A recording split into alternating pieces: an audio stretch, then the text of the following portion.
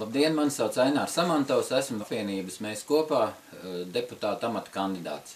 Dzīve mūsu Pārgaujas novadā, šajā skaistajā novadā, kur mēs visi dzīvojam, ir, manuprāt, nesakārtota. Un kāpēc? Ir iespēja laiks, kad vajadzētu izmantot visas mums dotās iespējas, piesaistīt finansējumu no Eiropas Savienības struktūra fondiem, lai varētu atbrīvot pašvaldības budžeta līdzekļus, kurus varētu novirzīt dažādiem pašvaldības vajadzībām nepieciešamiem darbiem, tādiem kā ceļu remonts, uzturēšana, bērnu brīvpusdienu nodrošināšana, skolotāju apmācība un komunālās daļas attīstība un dažādiem citiem darbiem.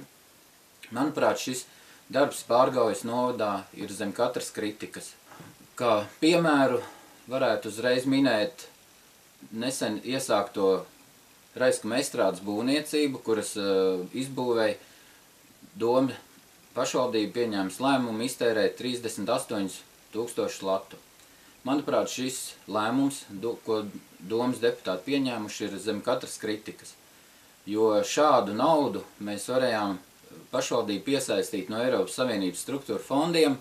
Diemžēl projekts tika uzrakstīts nekvalitīvi, tas netika apstiprināts, un tāpēc domnieki pieņēma viņuprāt vieglāko lēmumu uzbūvēt estrādi no pašvaldības budžeta līdzekļiem. Rezultātā 38 000 latu tika iztērēti.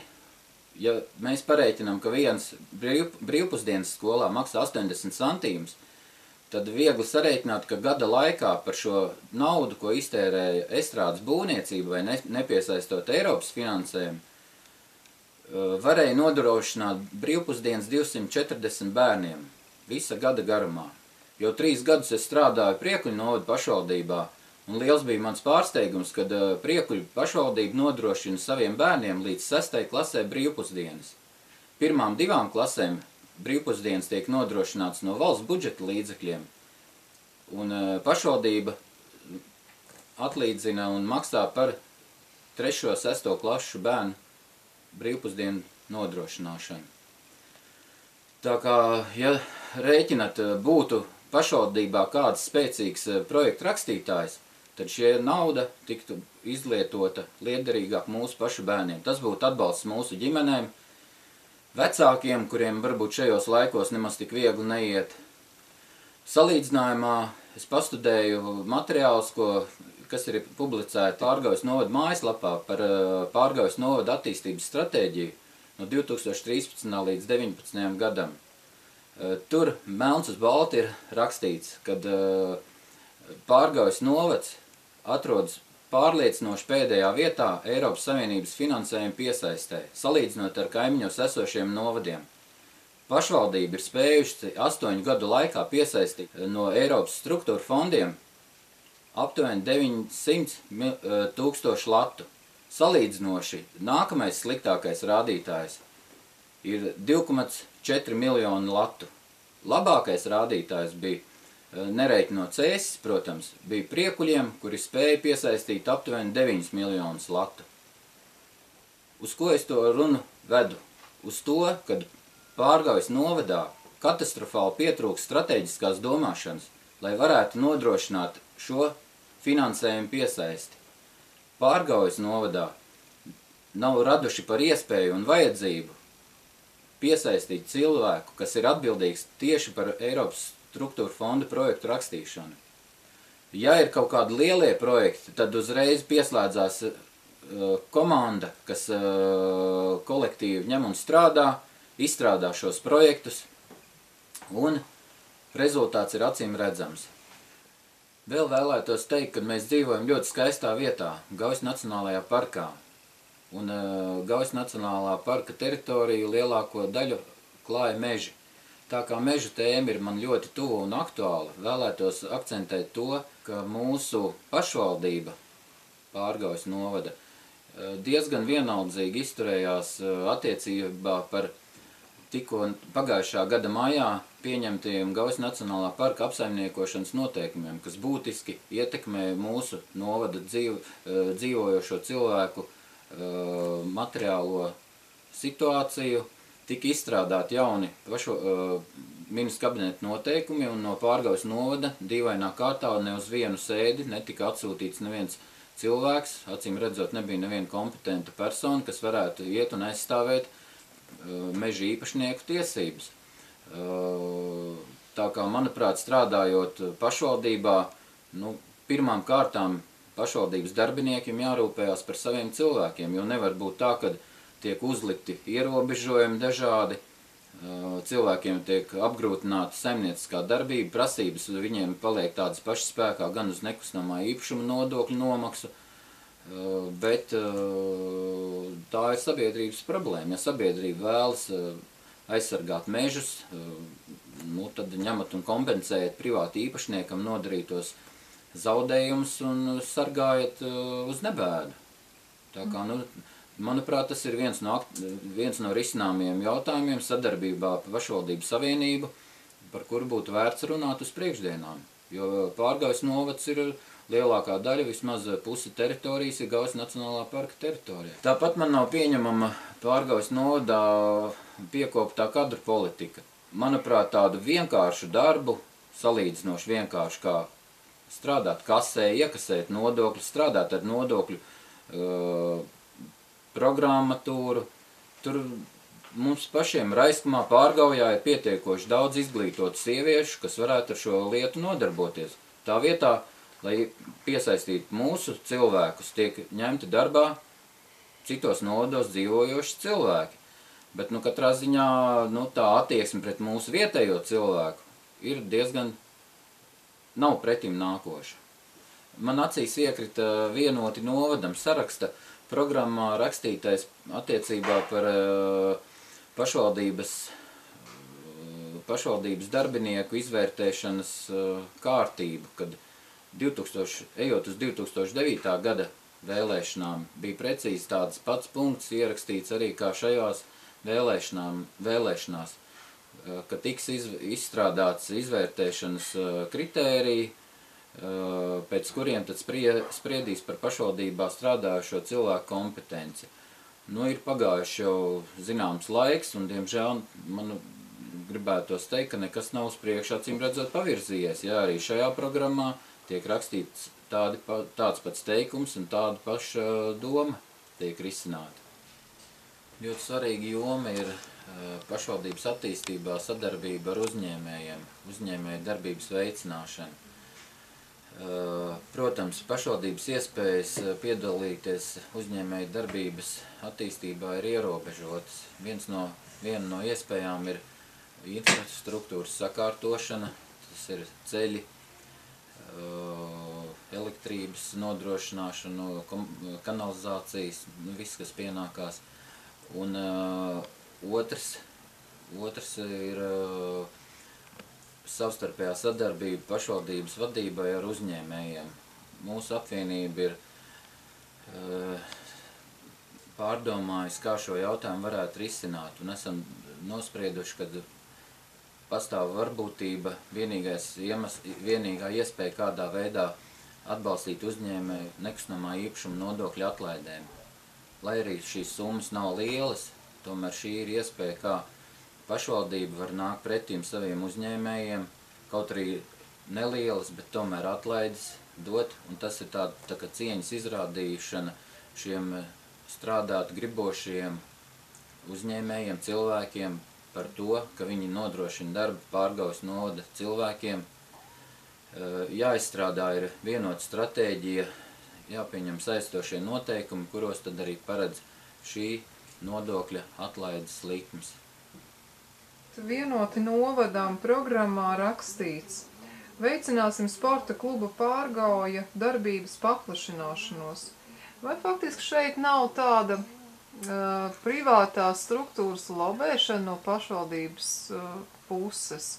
Jo ir skaidrs, ka tur ir vairāki pašvaldībā strādājošie gan deputāti, gan arī ierēģi, un šis finansējums, aptuveni tā, man vajag, sarunājam, tu izkārto, lai mums viņš nāk.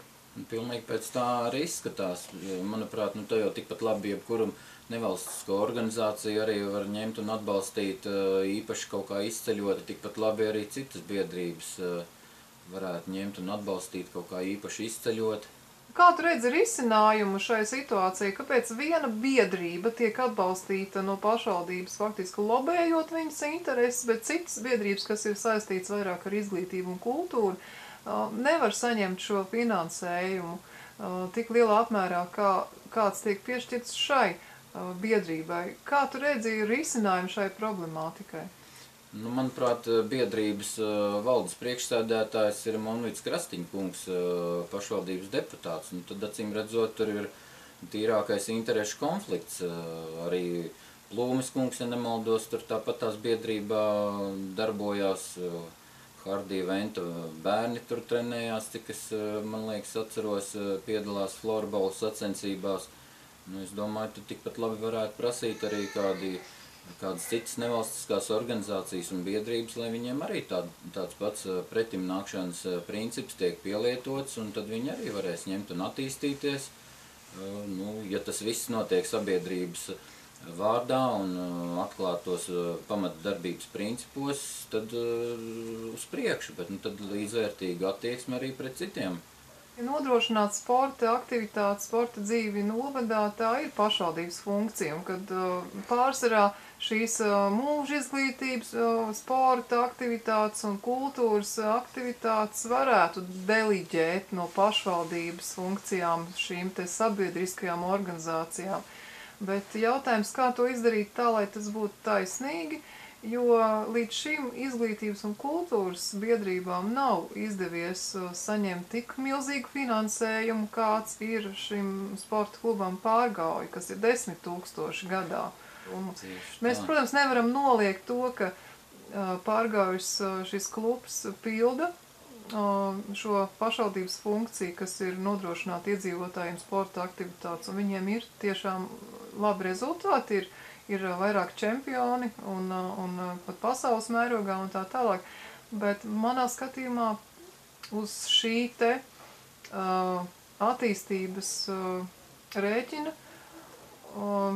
zaudē izglītības un kultūras attīstību novadā. Tieši tā, es tagad pēkšņi tā iedomājos tādu salīdzinājumu. Protams, tas ir apsveicami, kad Pārgaujas novada vārds tiek nests visā Latvijas kontekstā un arī pasaules čempionātos piedalās florbolisti.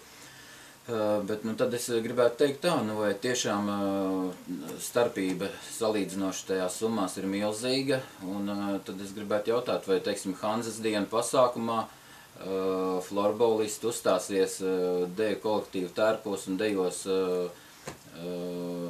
visu apmeklētāju un ciemiņu priekšā. Nu, tātad, nu, tomēr jābūt arī atbalstam arī kultūrai un izglītībai.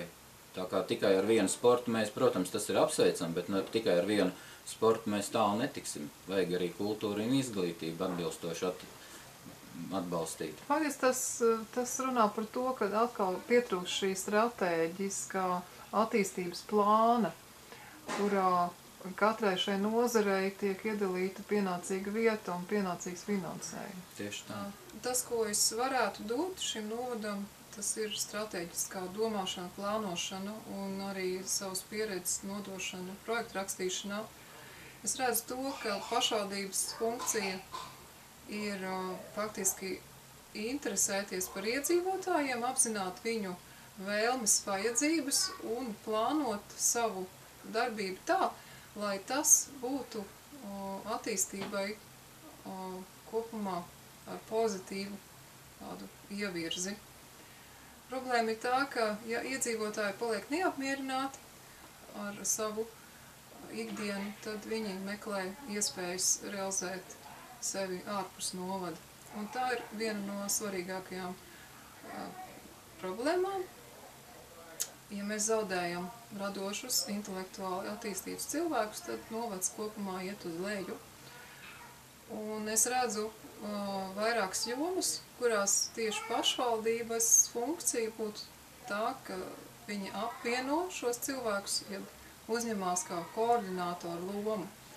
Un viena no jomām ir ekonomiskajā attīstībā būtu labi, kad ir koordinators tieši uzņēmēja darbībā, kurš interesējās un apzina uzņēmējus un vajadzības, interesējās, kādas ir viņu iespējas, un notiek šī savstarpējā komunikācija. Veicina šo savstarpējo komunikāciju starp uzņēmējiem. Otra lieta ļoti būtiska ir šo biedrību, kas ir izveidojušās novadā, arī tāda koordinēšana un savstarpējā komunikācija, pieredzes apmaiņa, jo ir tā, ka biedrības tiešām ar gadiem jau ir izauguši tik tālu, ka spēja rakstīt pašas projektus, un faktiski uzņemās to darīt jau pašvaldības vietā. Es konkrēti esmu Rika, Raiskuma izglītības un kultūras atbalsta biedrības vadītāja. Šī biedrība raksta šobrīd jau 4 projektus, tie ir pārsvarā rotaļlaukumi pie skolām, un šiem cilvēkiem, kas to ir uzņēmušies rakstīt, vienkārši pietrūka zināšanas, un ir nepieciešams, kad kāds ir šajā pašvaldībā ar zināšanām, kurš spēj palīdzēt uzrakstīt šiem cilvēkiem projektus gan uzņēmēja darbības jomā, gan lauksaimniecības jomā, gan kultūras izglītības jomā. Tā būtu pašvaldības funkcija.